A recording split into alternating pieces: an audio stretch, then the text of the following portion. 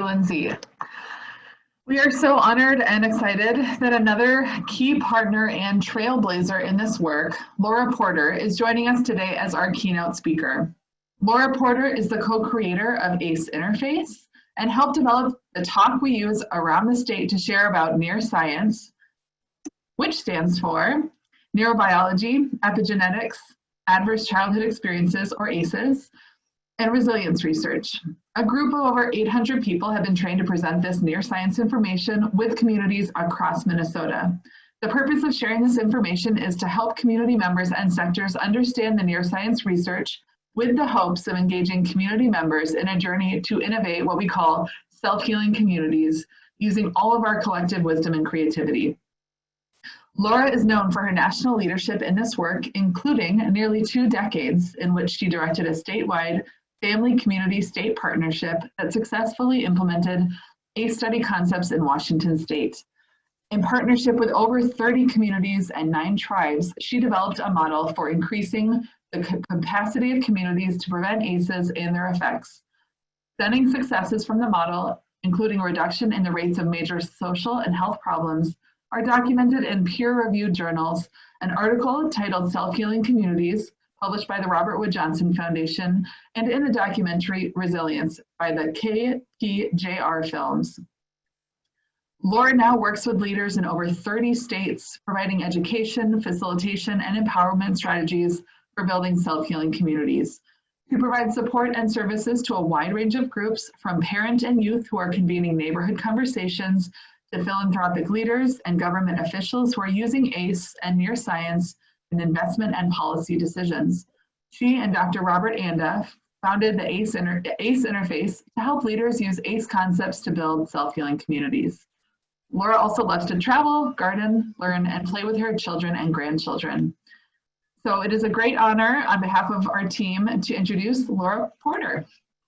Welcome, Laura. Thank you so much. It's just a delight to be with you. Really our first major partner in this work is Minnesota Communities Caring for Children. And there we go. I'm just trying to share my screen. It's a little awkward here in the Zoom world. There we go. I want to congratulate Emily Clary and Becky Dale and all of the team there. Your work is really stunning, and I'm going to take some time to share my thoughts and to give some examples from across the country, but we could have just as many examples just only from Minnesota, because what you've been doing for the last, gosh, at least 7 or 8 years of journey is so impressive, and I'm so glad to be a friend of yours and be able to listen to your stories. So thank you. So I'm going to just share a little bit about my philosophy and how I work with communities. And I think place really matters. And especially with COVID-19, we're on the internet, we're relating to people across the country and around the world. But I'm going to talk a little bit today about how our local place is still rich with healing opportunities and how we can tap into those even as we're facing stay-at-home orders. Or we may have new stay-at-home orders if we get another wave here of this virus.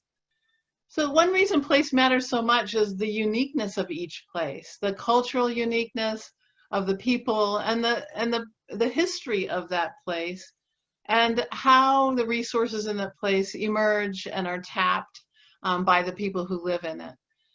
And all of living systems are really, including communities, are really driven by feedback. And so I want to just introduce this concept of feedback early here, and then I'm going to talk a little bit about how we create feedback that positively brings about healing and vitality and joy in the lives of people in a community. So if we think about where we've been as a society, we heard that wonderful young mom say her parents had higher ACE scores than she, and her goal is for her children not to have an ACE score. That's an example of a positive feedback, generation by generation. Where we've been historically is that adversity, we know, leads to adaptation, and then adaptation invites this societal response. And that can either lead to more adversity or it can lead to less adversity. And what's amazing about this kind of feedback is that it can produce exponential change. So we can produce exponential improvements by using this kind of feedback, by altering society's response in order to reduce adversity. And that's what Minnesota has been doing so well, and all of your collaboratives doing such impressive work to do that. So we watch for these feedback and we try to put them into place as we're orchestrating community change, and try to notice where they exist and fuel them, so to speak, when they're doing something positive. But we also want to notice when they're doing something negative. And we are living at a time where there's a lot of noticing about ways that our societal response to groups of people has been crushing and inhumane. And that noticing is so important for change. We not only have to experience it, but we have to be able to name it and understand the dynamics in order to stop them and create a whole new dynamic in the system. So we know people are changed in a lot of different ways.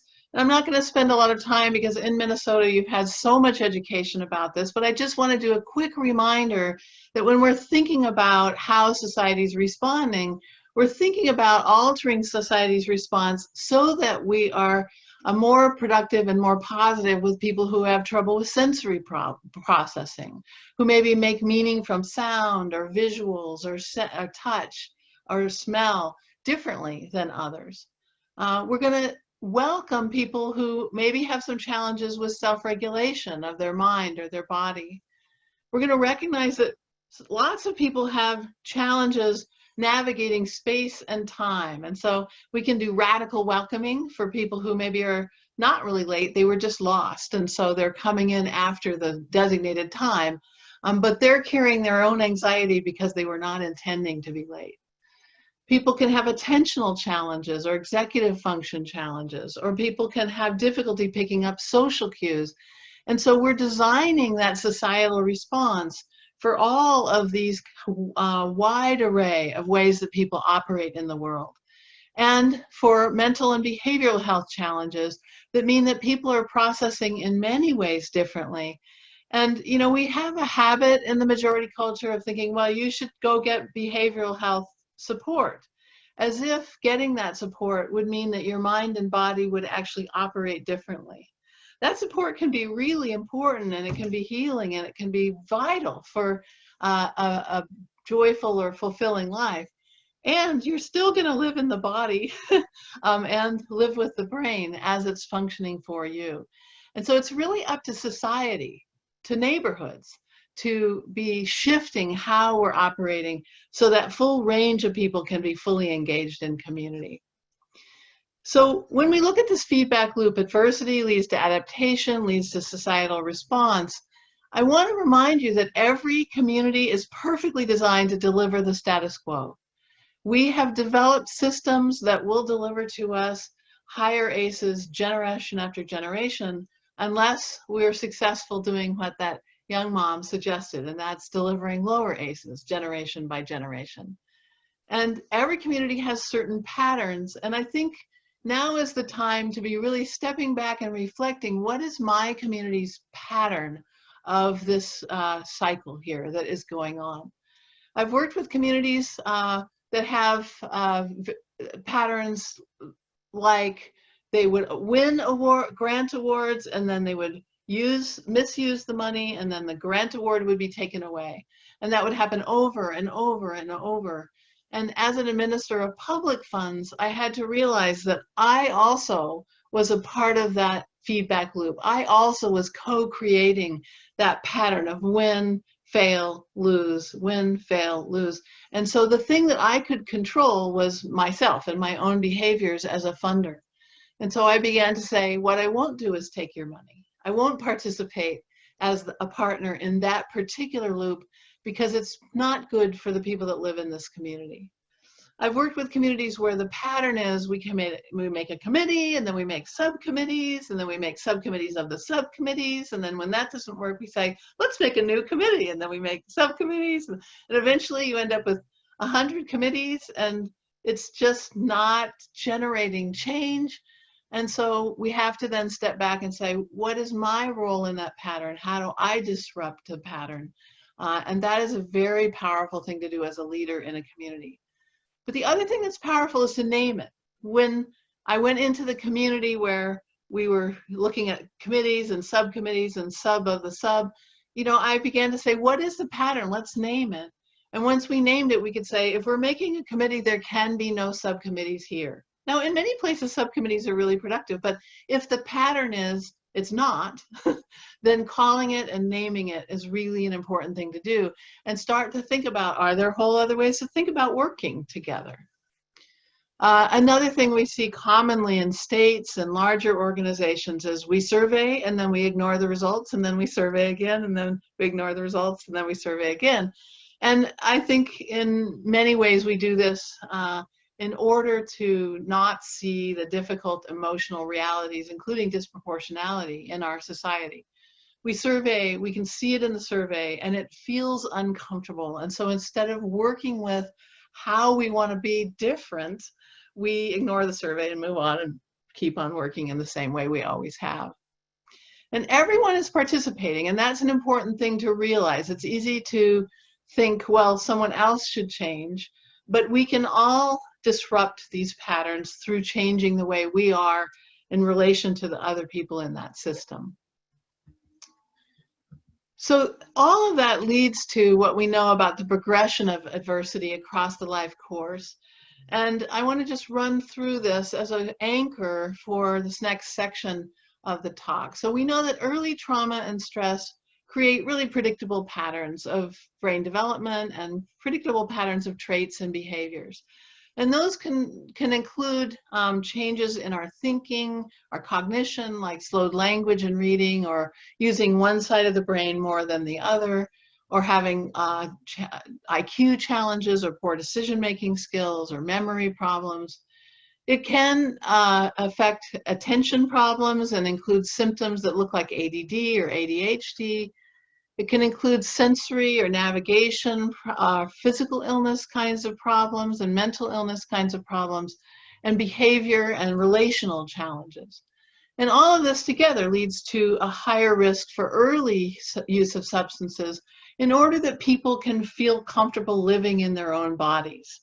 And part of the reason we feel uncomfortable living in our own bodies is we go out into the world as an adapted person, having responded in a normal way to whatever adversities we had as we were young children growing.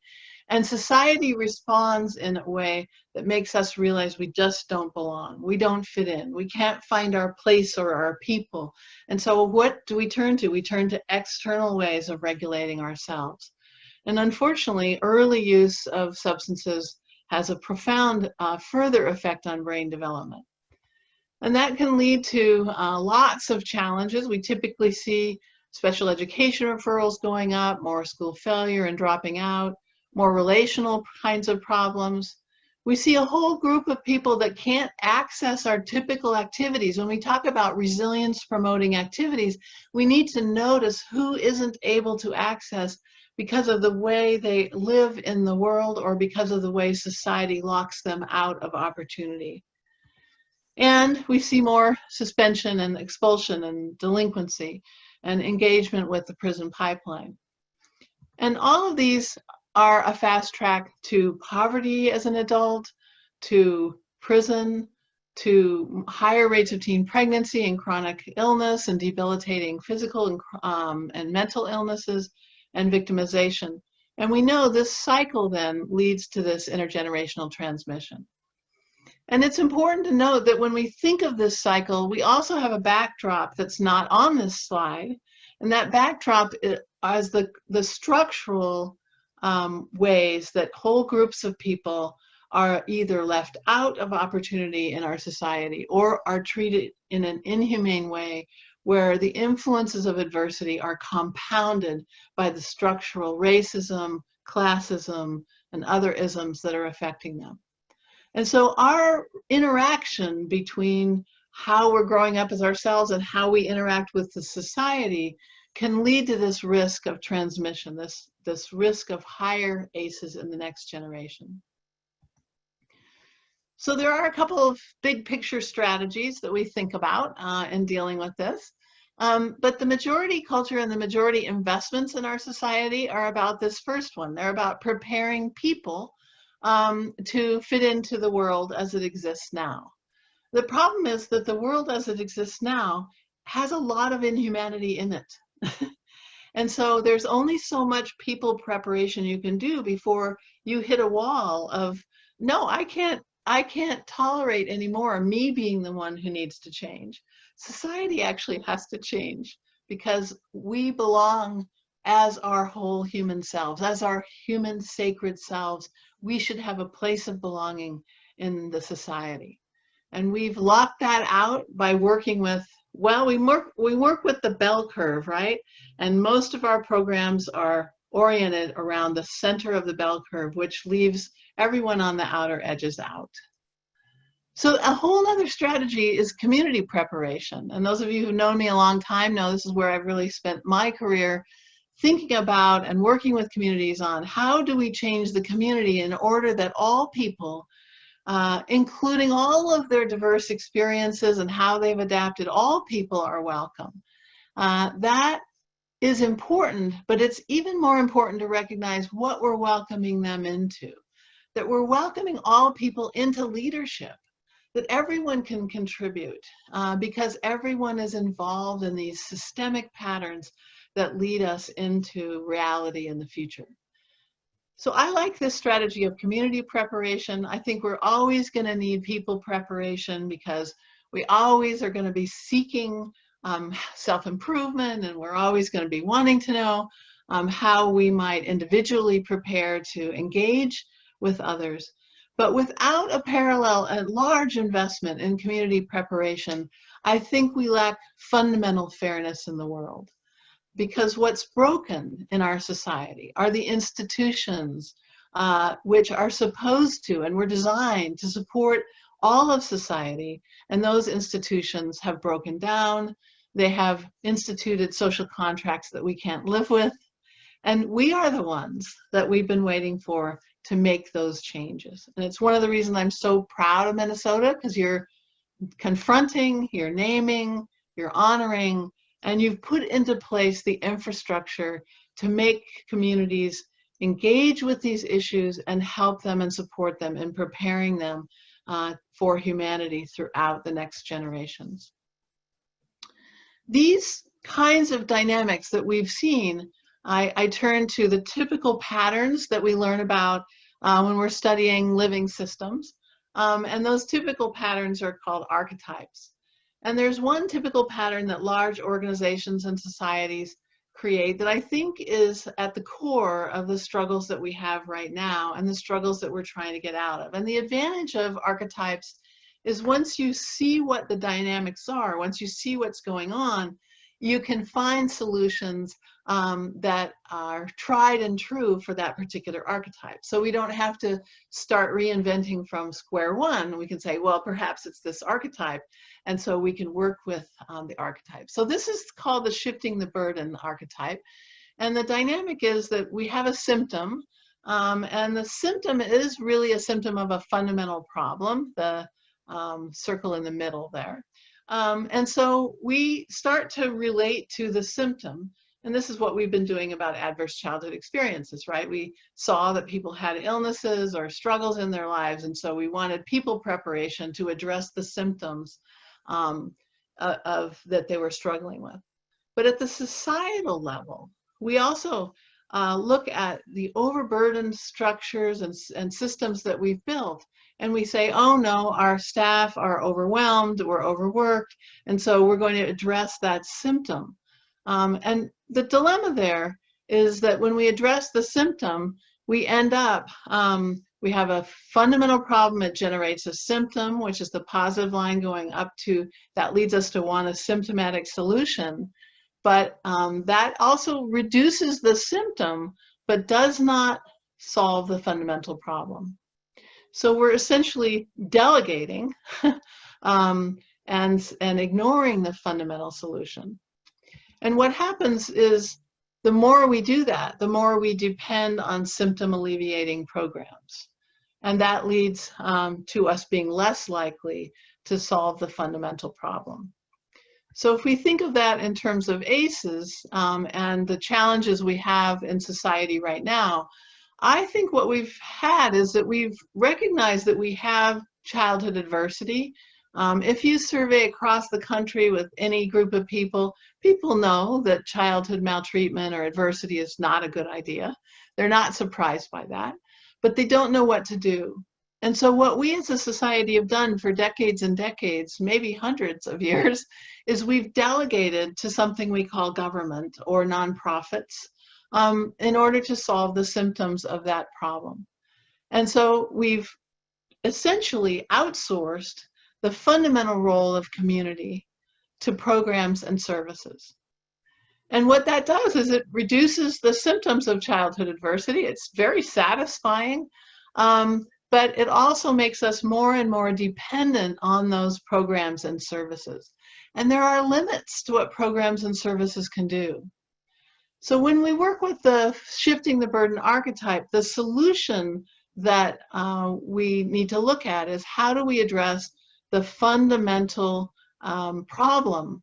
And that fundamental problem is that community and family have lost the capacity to really fully support the whole range of people given the experience they had in childhood.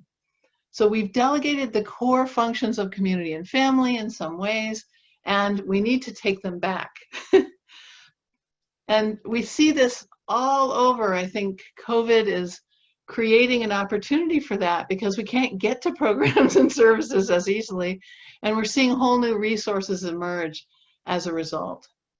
And when I think about the protective systems that we talk about for resilient people and resilient communities, those are people's capabilities, their sense of belonging with others, and their sense of community, culture, and spirituality. These are the things we build when we're going to rebuild the capacities, the fundamental capacities that we need. We'll still always have programs and services, but we should not delegate the core functions of community and assume that we can let go of those responsibilities in our neighborhoods, in our towns, in our cities, in our states, and in our nation. Einstein said the world we've created is a product of our thinking, and it can't be changed without changing our thinking. And what I see in communities that move too fast with the self-healing communities work is that they want to leap over the thinking, the noticing, the naming, and the deep challenge of what have we built and how is it really working? Is it helping or is it hurting? And changing our thinking takes time. It takes downloading a lot of information. It takes reflection. It takes the calm inner being engaging with the truth. And all of that is vital for shifting our thinking so that the solutions that we come up with aren't coming from old thinking. Because when our solutions come from old thinking, we generate the same pattern over and over and over. That's how you get, we win the grant, we misuse the money, we lose the grant. That's how you get, we make a committee, we make subcommittees, we make subs of the subs. This is how we get these patterns, is generating solutions out of the old thinking.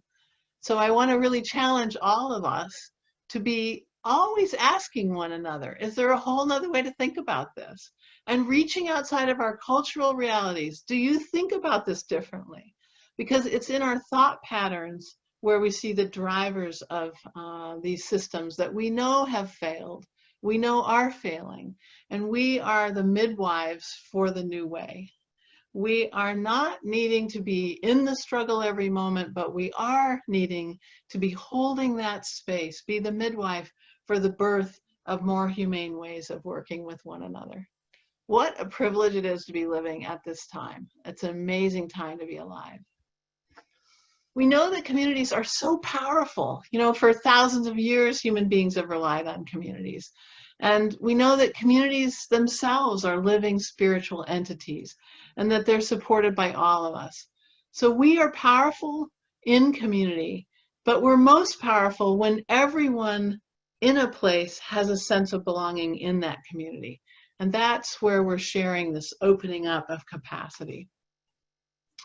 When I think about building the capacity of communities to take back the authority that has been delegated largely to programs and services, I think about building community capacity as investing in the people who have the most at stake, that we're going to create the conditions for everyone to give core gifts, for everyone to experience belonging, and for people who have not had a voice to intentionally be the leaders of shaping the future that they want for the future generations, that we take this space and time to hear the aspirations of people and to really invest in those aspirations.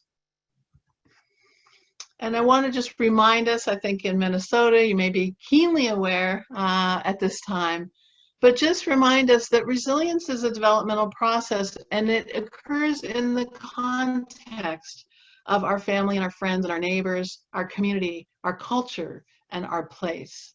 And unless we're taking time to understand the worldview of people, we're very unlikely to understand resilience in the lives of those people. In fact, we're distancing ourselves. If we take the time to hear and to try to go deep with understanding, which is very difficult, it's very difficult to understand another culture because culture is on autopilot, right? It's almost a subconscious operating set of rules and ways of being.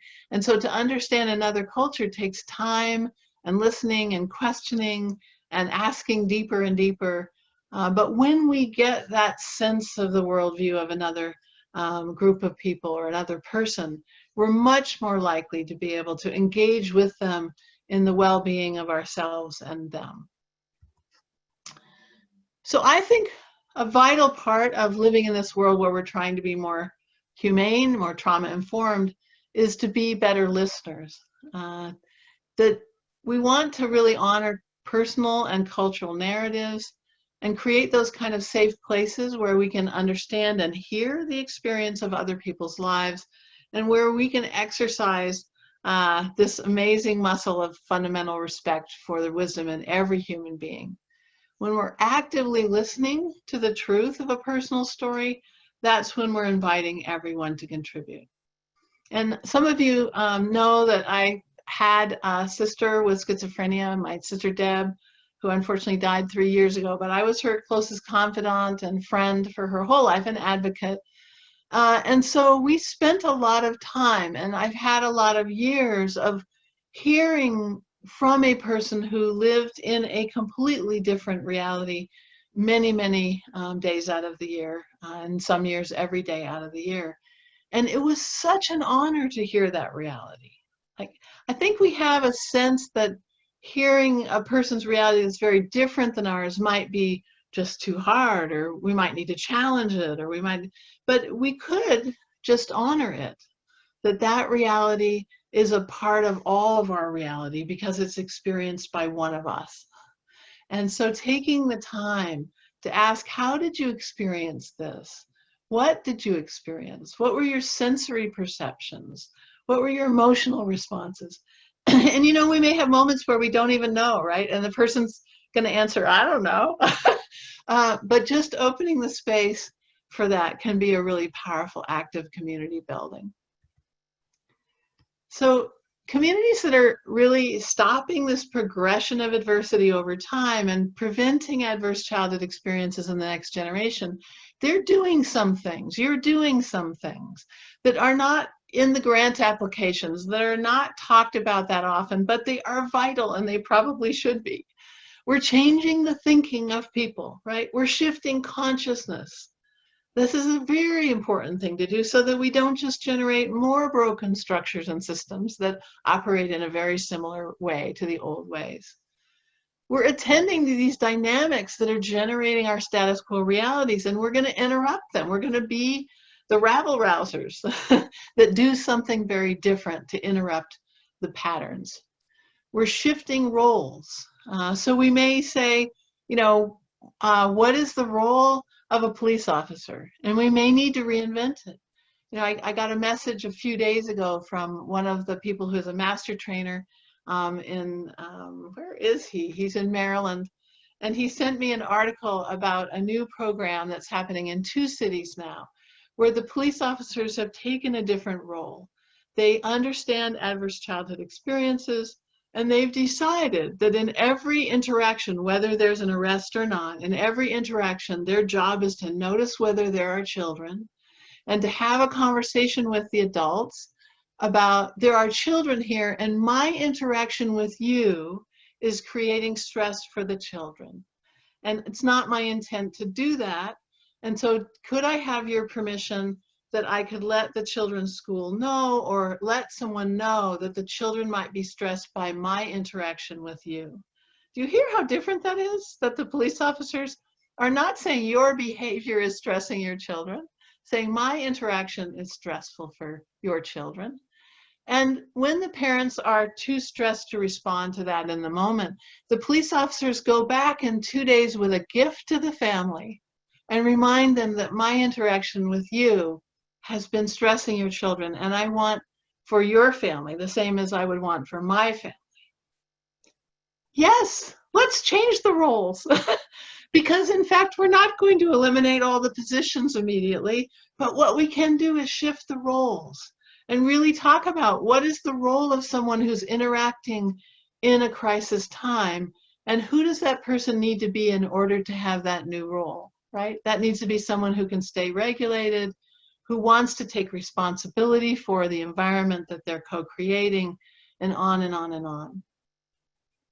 We can set up co-learning across organizations, and we can provide anticipatory guidance so that we're allowing people who have stress during transitions to fully engage. And that leads us to my current theory, some of you have seen this, about how we got into this mess that we're in right now with higher and higher ACEs, but also with more and more volatile society responses, right? The interaction is very negative and destructive and inhumane. So I think this is where we've come from, and to understand where we need to grow, we need to be able to know and name where we've come from.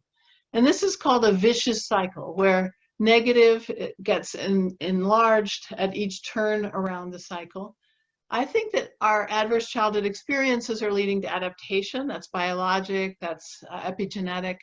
And then we have used as our main societal response rejection and ejection from society. We've used a variety, and some very dramatic and some more subtle, but all of them powerful.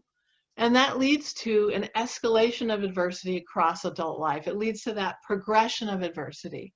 It makes matters much worse.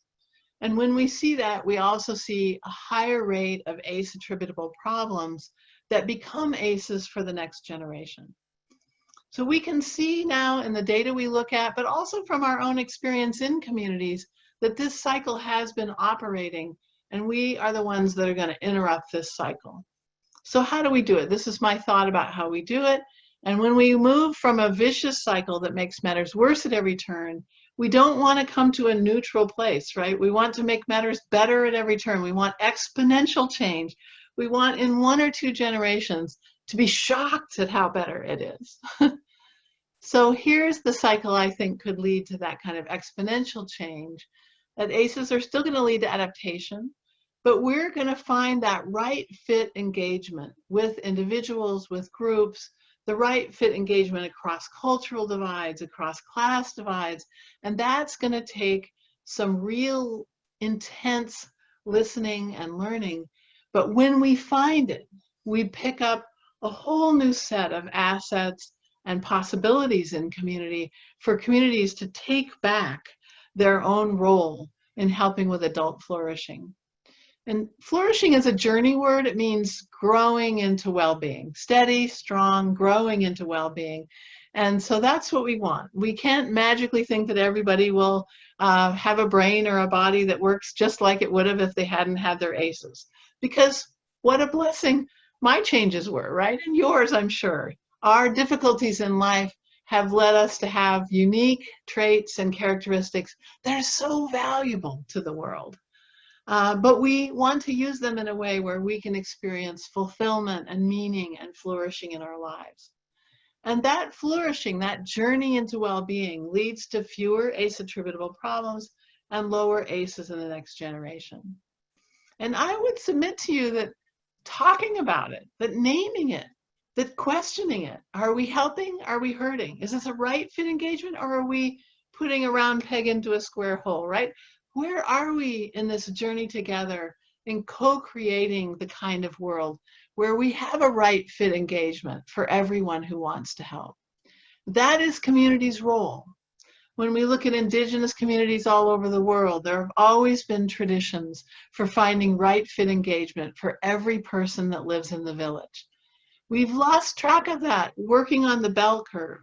I don't know, we sort of got into this mode that we thought, well, if we work in the center of the bell curve, somehow that will be good enough. Sometimes strategically we do that for a while, but it's not good enough. We need to be working on, what about everyone? Where are we with that aspiration?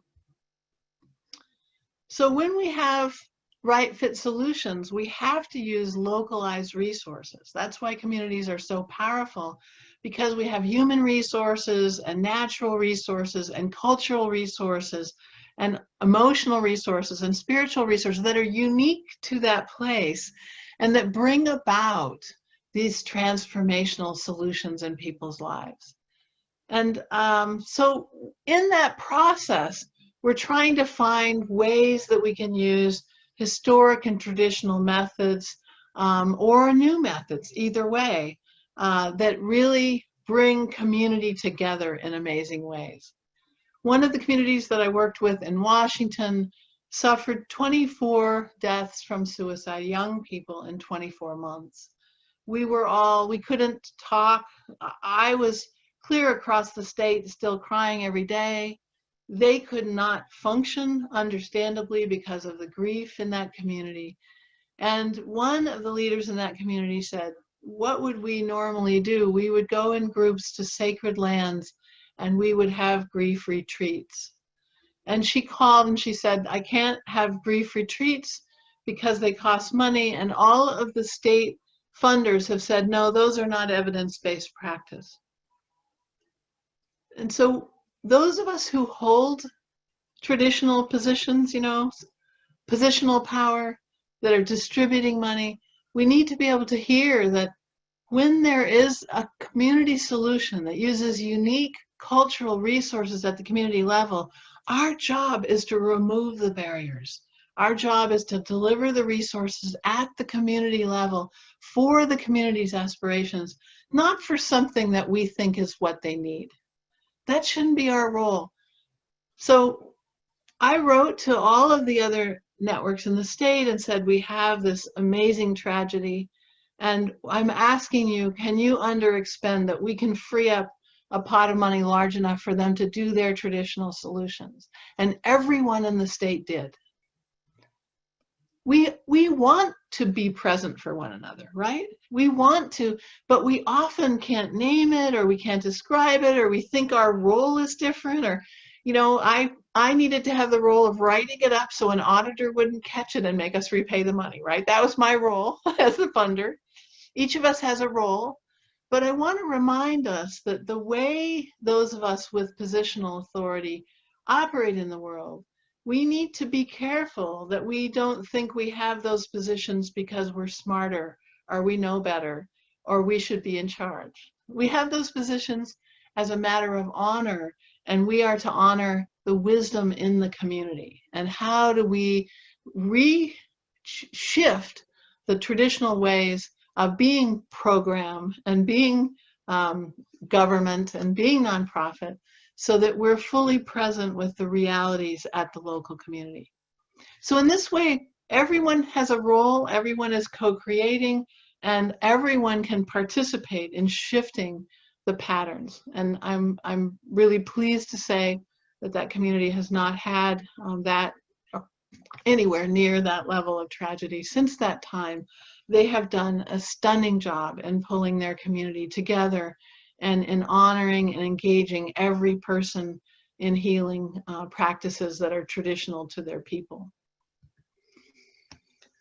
So one of the things that we're doing as leaders, as collaborative leaders in communities, is we're building procedural trust.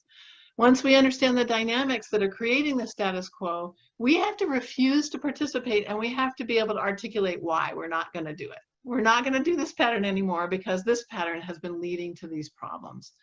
And the work includes, letting people know what will happen next. Just like we do with individuals who might have difficulty with transition, we need to do that for community. And many of you know that that's one of the philosophies behind the self-healing communities model, that we have 4 phases of work.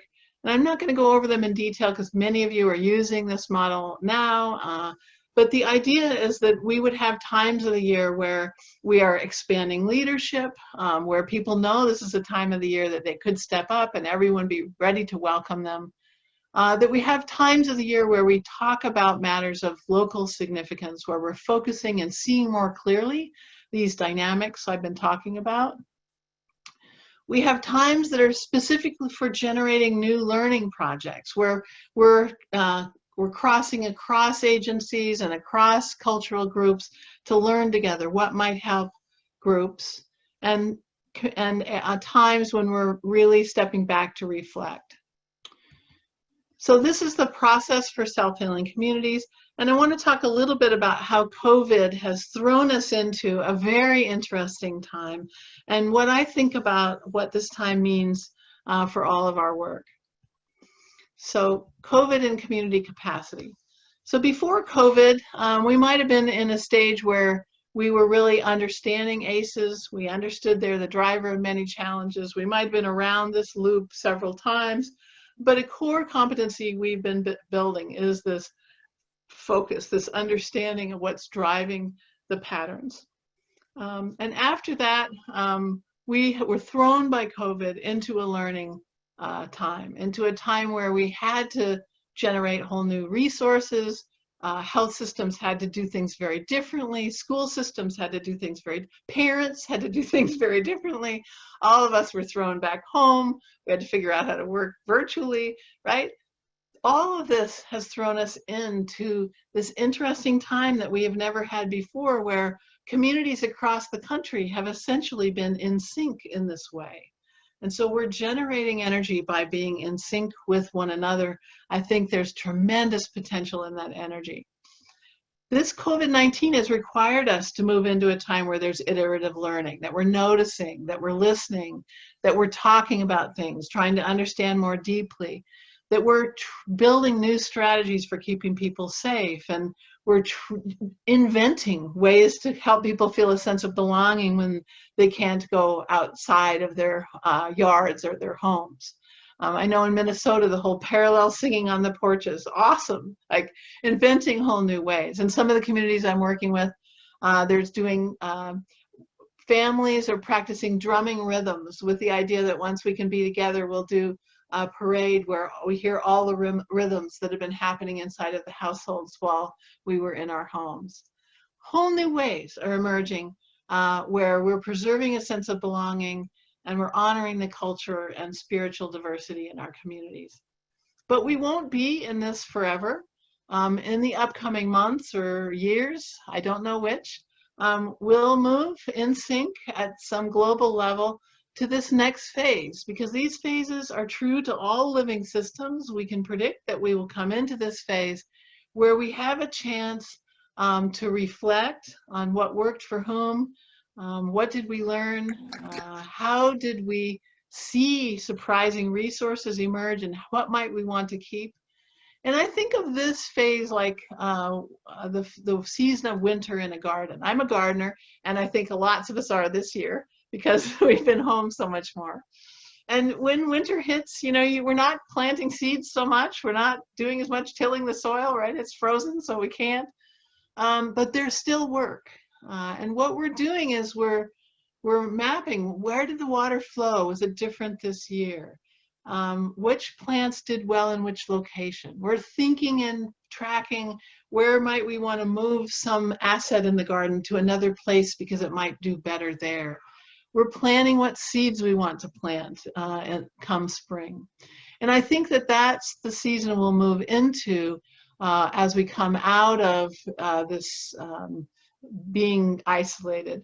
And we'll need enough information to really be wise. We'll need enough information to challenge old thinking and make sure that we're not just generating the same systems all over again that we always have been making, right? Because we're done with them. They don't work. We need new roles, we need new structures, we need new ways, but those will come from new ways of thinking. So I really think that the time we're in now, it's vital that all of us are taking some time to really notice what we're learning and to document it and to name it. Because when we come back together, we'll need those names. We'll need that language around how this has all worked. And we need enough information that we can take a whole community view and see the multicultural realities that have really helped us through this time. So in a learning time, the time we're in now, this is a time to illuminate. This is a time when we shine some light on what is happening. Who's naturally stepping in to help whom? What are the uncommon partners that come together? What are the organizational mergers that didn't make sense, but now they do? What have we built that operates well during crisis? And if we're going to hit another crisis, what do we want to preserve so we're ready for that?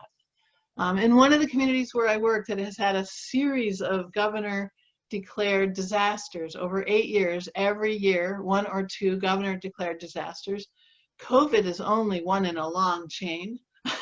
And I was talking to them and I said, to their collaborative, I said, you are not like other communities that are going into disaster and then coming back out. You're surfing, you're surfing disasters. And that may mean that you've generated some capacities that no other community has. And could you start thinking about what they are? What are they? And I had them type into the chat box. We ended up with a long, long list of amazing strengths. But one that stuck to me in my mind was they had built the capacity several disasters ago. So they already have it in place for this. That every family receives a phone call from someone who speaks their native language every week. Every family receives a phone call from someone who speaks their native language every week to ask how they're doing, to chat. And because it's the same person that calls every week, many of them volunteers, they get to know the family, they get to sense the stress level. And when the stress seems too high, that family's ask permission, and that name can go to a pool of social workers that are co-managed by a number of organizations that can follow up and help. But also, that system of calling every week means they know when there's waves of hunger. They know when there's waves of children not having activities that are age appropriate. They know when there's a need for art or music, right? And so they're able to match the initiatives that they're putting in place, those parades of drumming, right? They created a weekly barbecue where the leaders from all the nonprofits get together and they barbecue for all day, and then they create packages and families drive through to get barbecue food because they knew from these calls what was happening. We got one mic that needs to be muted. Thank you. So if we're illuminating or seeing more clearly what's going on, and I think that's really vital for this time. And we're prototyping new ways in our health systems, with our families, with our neighborhoods, and it's important that we begin to build some language about these new ways. One of my colleagues was saying, what's the equivalent for COVID for stop, drop, and roll? She said, well, maybe it's stop, notice, and breathe. I don't know what it is, but do we need some new language around how we're navigating stress during this time? And we want to notice systematically. We want to see the distinct social networks. We don't have to force social networks into a single network. In fact, that may not be the most powerful thing to do, but we do need to notice those networks and be prepared to connect with them when supports are needed or wanted. And we need to see the shared identity that's emerging, because all living systems organize around identity. So a powerful thing to notice is, how are we viewing ourselves? And I think at this time, the general public is viewing ourselves as powerful agents for change and powerful agents for protecting one another. That is amazing. It may be uncomfortable moment to moment, but it is amazing to have a shared identity around we, the people, have power to co-create something that is much better than what has happened before. So like this winter season in gardening, we need to take this time to articulate our past strategies, to recycle the stuff that's no longer useful, no longer needed. We could celebrate it, but maybe we're just going to set it aside into some place that can be transformed into a whole new way. We're choosing new strategies. We're looking at the community as a whole. We're stepping back and we're thinking about the partnerships that if we made them now, they might make a difference in the future. It's an important time, and we'll move into this time from the time we're in now. I want us to recognize that safety is the most important thing we can work on. Without a ground of safety, we can't really move forward. And it's one reason that we are taking back power as a society, because we have felt unsafe. And so good for us. We need to take safety back. All of these kinds of safety we need to take back. And we need to take it back in part by creating environments that help everyone self-regulate so that people are safe with themselves and can interact with others. And Dr. Bessel van der Kolk says that we really have to think about two things when we're designing those environments. We have to activate social engagement while we're calming the tension in the body. And the reason is that for people for whom relationship equals danger or interaction with another person equals danger, that belief, that brain go-to pathway, which isn't really a cognitive belief, it's an immediate response, comes from real experience. And so what we need in order to build a new neural pathway is thousands and thousands of repetition of interaction with another human being equals safety. And we have to create those environments in which that is the truth in order for everyone to participate in leadership and community. So I wanted to just mention some protective policies from other countries, because I don't know about you, but I sometimes get into a habit of thinking that the way things happen here is maybe the way they happen everywhere. But it's not true. And we can reach to other cultures and kind of learn a little bit about how are they navigating this time. And in this case, I'm just talking about COVID. My daughter, as some of you know, lives in Austria. She teaches English there. So I've gotten a chance to spend some time with her. How is Austria working through this? And of course, Austria right next to Italy, which had the largest European outbreak very rapidly, medical systems out of control very quickly. Austria had to close its borders. Before there was a single case in Austria, Austria released education for the general public about why there would be stay-at-home orders. And their general public education said, the reason we're asking you to do this is that each of us has a role keeping everyone else safe. And in order to do that, we need to protect the medical system in order not to be flooded. So no one was confused in Austria. They knew that they were staying inside to protect the medical system so that everyone who needed it could get medical care. It was the best way to protect everyone. No one was confused thinking it's just me, I shouldn't go out because I don't want to get it. Everyone knew why we were doing it. But on the very same day they released that information, in the very same press releases and flyers, they said, we know that when we do a stay-at-home order, we will be asking people to stay in their homes in really stressful times. And so we want to be very clear that people might become dysregulated from that stress. And we're going to name it, and we're going to talk about it openly, and we're going to say the Austrian government will guarantee that anyone makes a call and says, we feel unsafe, we have teams that will arrive, and we'll make a choice with you as a team. Are we taking the people who feel unsafe and giving them a space to live in for a while? Or are we taking the person that's making the unsafe feeling happen and taking that person? But we're not going to take you to normal shelters. We've secured hotel rooms and dorm rooms all across the country. We will make safe living conditions for every human being during this difficult time. And we want you to be able to talk about dysregulation and stress. Wow. Just think about how many families would be better off had we handled it in that way. And the United Nations Secretary General said, I urge all governments to make the prevention and redress of violence against women a key part of their national response for COVID-19. Now, it's not true it's only women, right? We would love it to be not so gender specific, maybe, but at least we're talking about it, right? We're talking about how stress can create dysregulation and risk for violence. The Taiwanese officials provided a webinar on coronavirus and women's shelters and policy perspectives.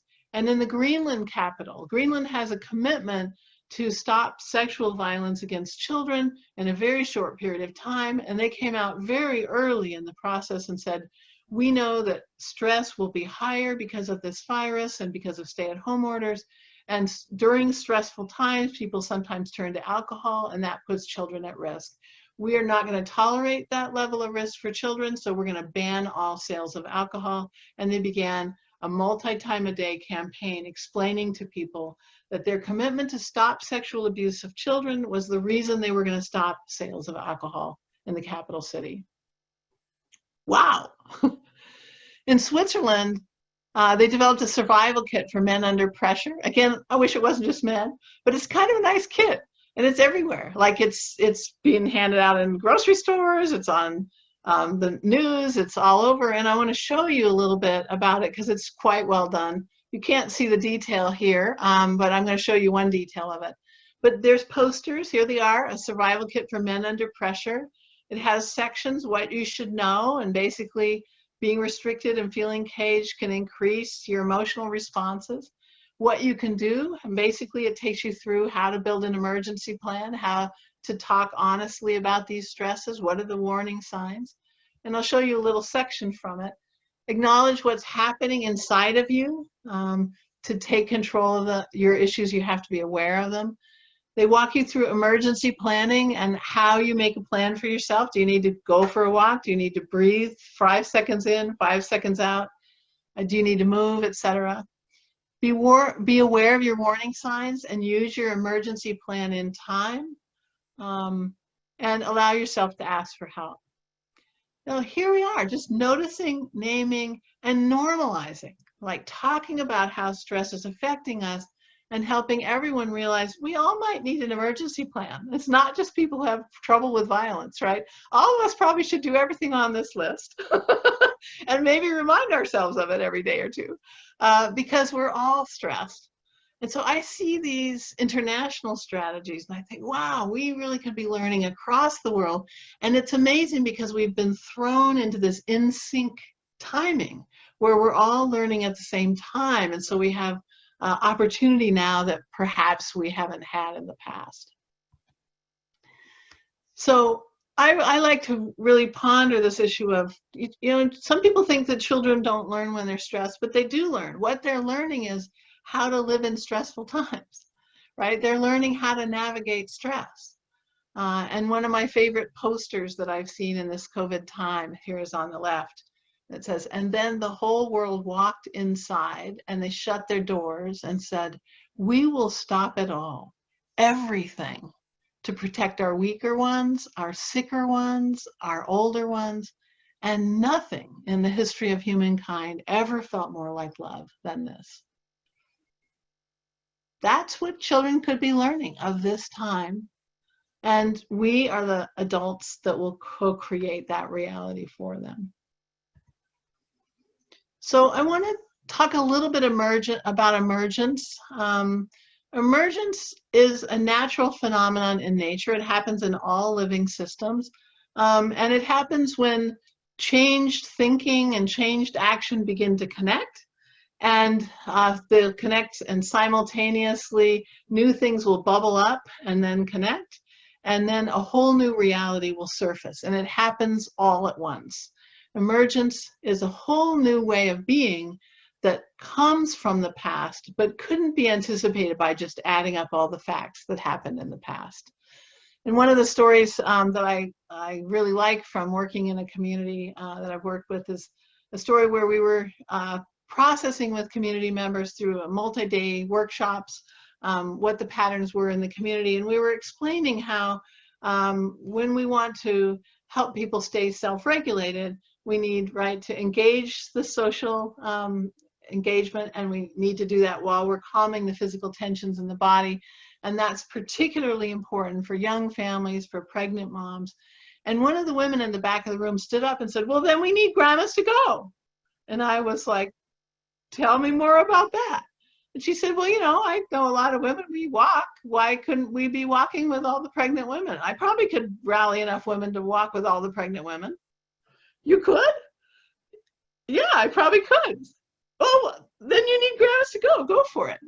So we come back a week later to do the next weekly iteration, and she's already filed for a 501c3 nonprofit. She's already recruited a dozen women.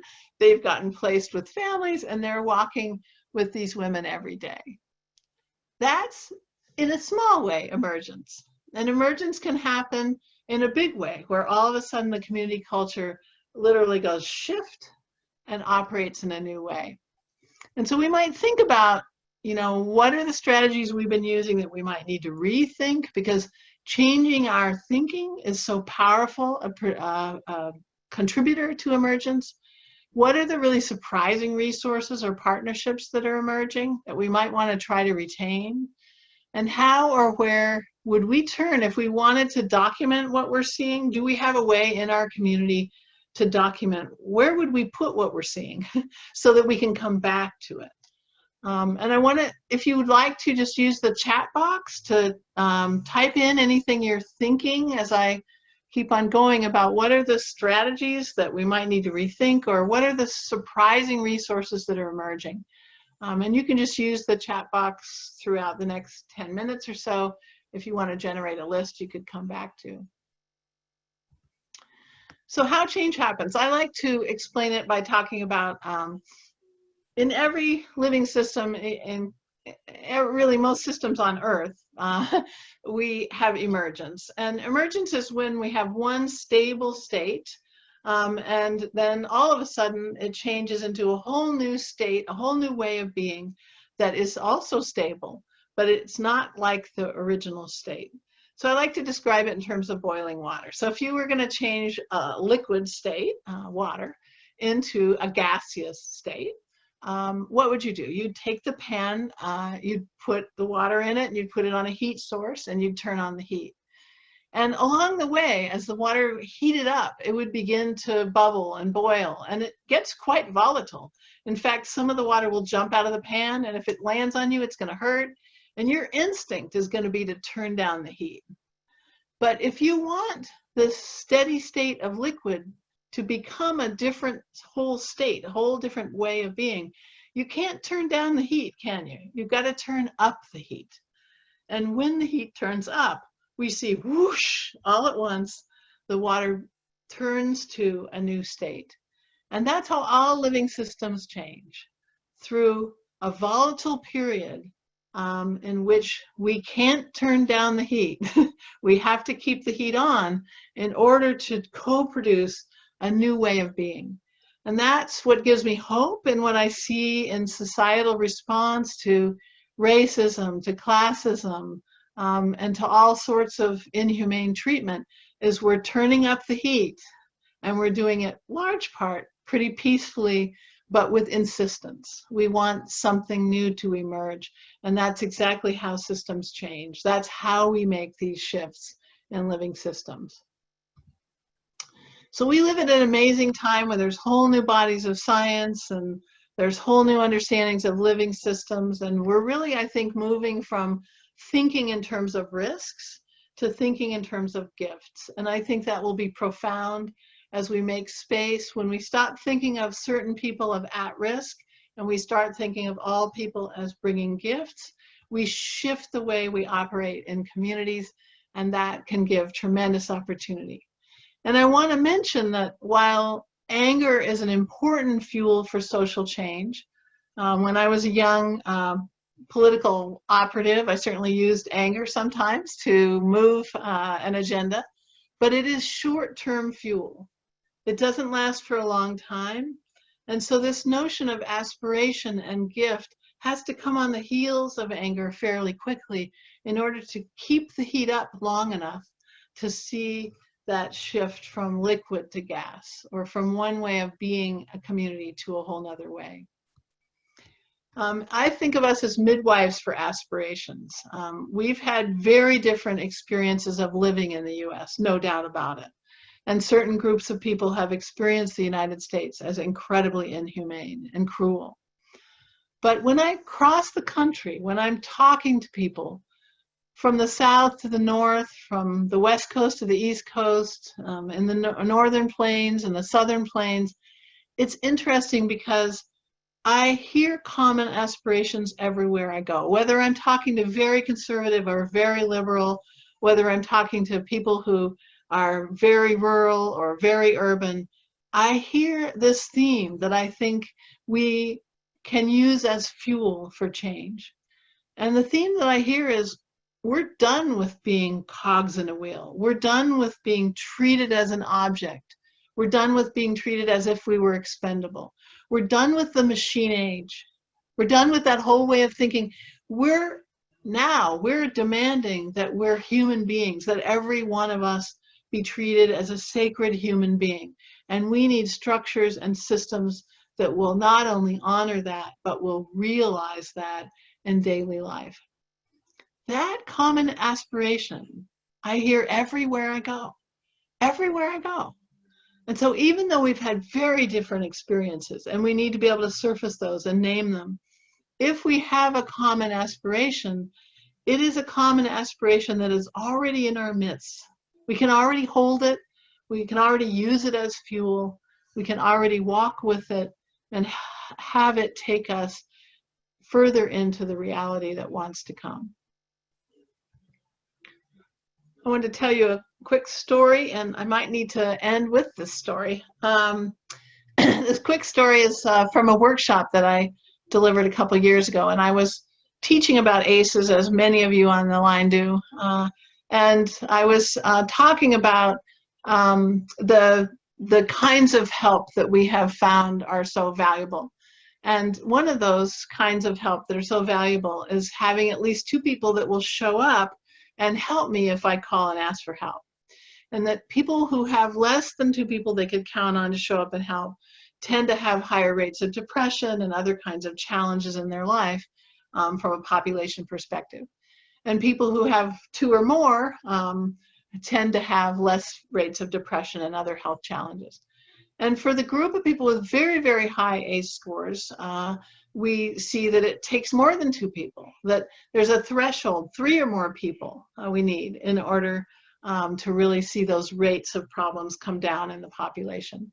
So it's talking about that dynamic, like how do we organize as communities to make sure that everybody has 3 or 4 people that would show up and help if we needed them to. And there was a woman at the back of the room, and you know, it's not a coincidence that these people that I mentioned are at the back of the room, because we stand at the back of the room in order to feel the wall against our backs, right? It feels safer. Most of us have done that at some point in our life. And she raised her hand and she said, please don't send anyone to my house to help. I don't want 2 people. I don't want them to help. And I was like, yeah, well, tell me more about that. I don't know that experience. And she said, well, I'm from the Congo, and I don't know what people would do if they showed up to help. I don't know what happens here in this country, and it's not safe for people to show up and help. I don't want anyone to show up and help. Don't say this about my family. Okay, so we talked a little bit about your experience is so different that we need to hear more about it in order to understand what might be useful for your family. We were doing cafe dialogues in the afternoon, and I said people will be able to host a conversation, and is there any chance you would host a conversation about your family coming from the Congo and what that experience is and what might feel helpful? And she said, yeah, I would do that. And she actually came and sat down at a table for the rest of the morning, and then she hosted a conversation in the afternoon, and I got to sit in on the first section of it. And we were exploring with her what it was like to come to the United States from the Congo. And she explained that had they not come to the United States, it wasn't a choice. Had they not come, they all would be dead. And they weren't given a choice where they would come. They came to the US. And so we started talking about aspiration. You know, what were your dreams about coming to the US? And she said, yeah, I had dreams about coming to the US. Can you share them with us? And she said, yeah, I would open the doors and the children would run out and play with other children and they would be safe. I could be real. I would walk down the street and someone would say, how are you? And I would tell them how I am. Why do people here say, fine, fine, fine, I'm fine? I don't understand that. Everyone's not fine. There would be brotherhood. There would be a feeling of community. And I could go to the store with my boys and be safe from racism. I wouldn't have to be accused of stealing something. I wouldn't have to be worried for my sons. And we cried. Why did we cry? We cried because don't we all have that dream? I think we all have that dream. And one of the fundamental roles of community is to realize the dreams of its people, to talk about it, to name it, to shift our thinking about the dream, and to hold that dream together. And that's what I appreciate about your amazing work. I see you as holding that dream together in your communities, and I so appreciate everything that you do and the invitation to talk with you today. Thank you.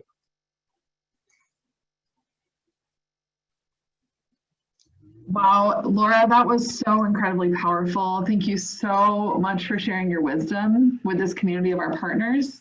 I want to recognize that we have so many wonderful questions in the chat that we just don't have time for at this point, but they're really great questions, and hopefully the collective wisdom in this room can help answer them, this virtual room. So keep them coming, and I think you're posing some really great questions. I also want to recognize all of you for your engagement and for sharing your questions, insight, creativity, and comments over the last 2 days.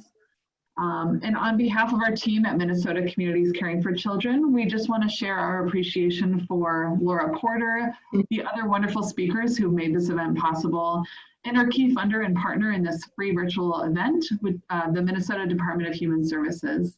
We also want to acknowledge the Center for Prevention at Blue Cross and Blue Shield of Minnesota for providing additional support for this event. It really is a community, the community has made this possible together, and so many wonderful people have made this event possible.